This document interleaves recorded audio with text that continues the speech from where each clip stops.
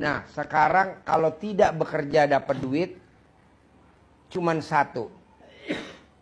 Bikin takjub Allah.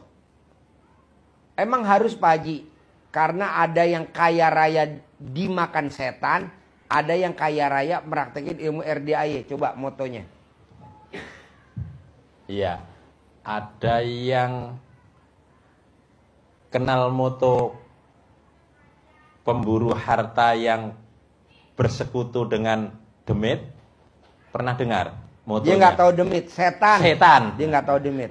Karena ini orang kadaluarsa semua, lahiran tahun 70-an. Setan. Setan ya. Jadi motonya, semangatnya jangan kalah kita Sama setan. sama setan. Semangatnya coba.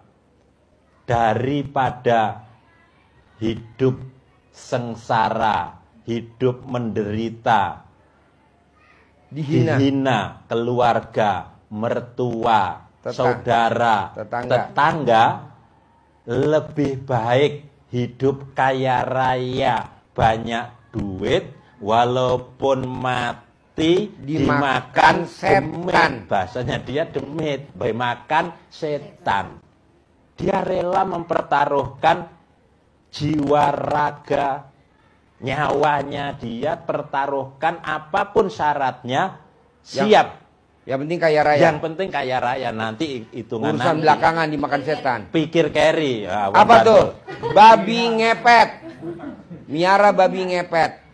Itu kan jagain lilin jam berapa? Tengah malam.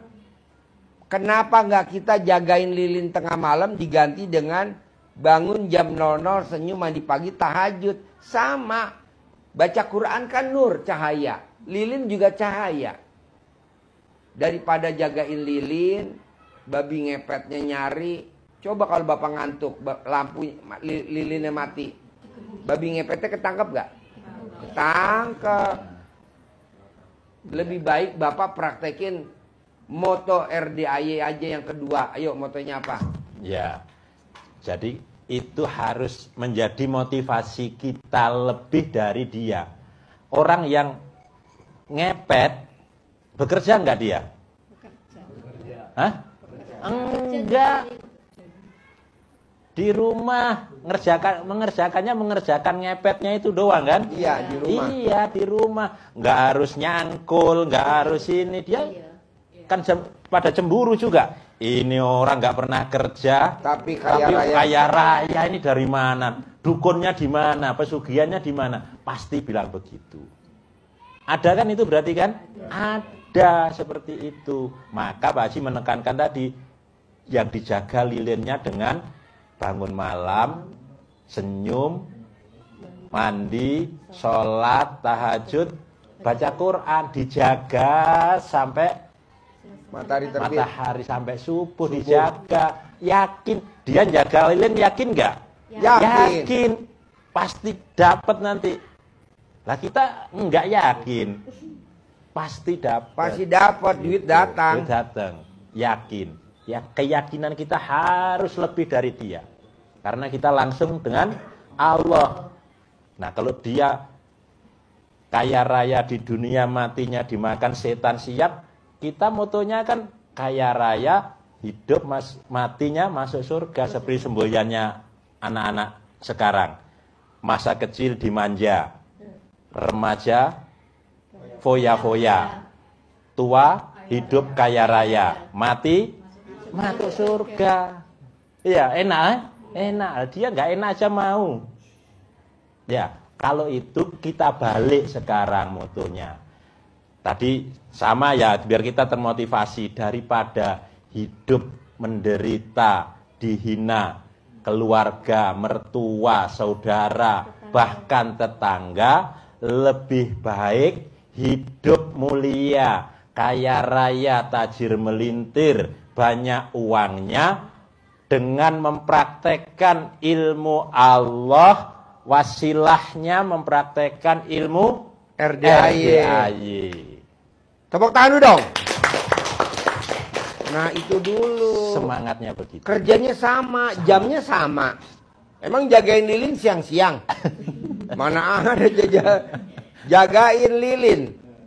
Tengah malam jam 12 nyalain lilin, babi ngepetnya dilepas. Nanti pagi-pagi dia nyetor duit. Kan dia ngepet kemana-mana. Nah kita juga bangun jam 00 senyum, mandi pagi, tahajud, baca Quran. Siangnya ada aja order, ada aja rezeki datang. Seperti tadi anggur. Sama kok. Tinggal bapak dan ibu pilihan, karena hidupnya kan pilihan. Begitu. Jadi maunya saya bikin takjub Allah. Bikin takjub Allah. Bebas mau bikin takjub Allah gimana? Bebas.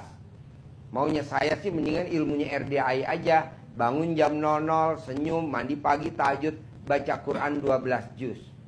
Kenapa Pak Haji maksain ini? Karena udah dicoba sama sahabat Nabi namanya Abdurrahman bin Auf. Dia baca Qurannya 30 juz. Paksain sholat tobat. Ilmunya RDAY 68 kali sholat tobat. Adalah contohnya penulis buku Magnet Rezeki. Namanya Pak Nasrullah. Dia sholat tobat 57 kali. Nah ini semua udah dicoba. Bapak tinggal nyontek. Masa nggak mau? Haji Marco paksain meraktekin ilmu RDAY selama 7 bulan. Waktu dia datang kontrakannya berapa pintu? 6. Setelah 7 bulan kontrakannya berapa? 21 pintu. Waktu datang ke RDAY udah punya ruko belum? Belum. Selama 7 bulan paksain ilmu RDAY dipraktekin. Sekarang rukonya berapa? 15 unit. Saya mau bapak dan ibu di hari tuanya kayak Haji Marco, punya kontrakan 21 pintu. Kalau Haji Marco 21, saya maunya bapak dan ibu yang hadir di sini kontrakannya 100. Amin. Iya dong. Kenapa kok beda? Karena Haji Marco badannya keker, bapak udah pada letoy. Nah Haji Marco bisa punya ruko 15 pintu. Bapak dan ibu kalau bisa rukonya 100 pintu. Amin. Kenapa sih Pak Haji? Ya tepuk tangan dulu dong. Kenapa sih Pak Haji mesti punya ruko sama kontrakan? Biar bapak dan ibu ada penghasilan harian. Dari mana? Dari catering.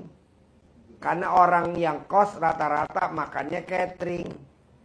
Ada dari mingguan. Mingguan dari mana? Dari laundry. Karena orang rata-rata yang kos malas nyuci. Mingguannya dari catering, dari laundry. Bulanannya dari kos-kosan. Tahunannya dari kontrakan. Jadi bapak dan ibu nggak dihina sama tetangga dan dihina sama anak dan mantu. Bisa? Bisa. Nah dari yang diterangin barusan sama yang barusan saya ngobrol, yang mana yang susah kalau dipraktekin? Coba. Dari bapak-bapak, ada gak yang susah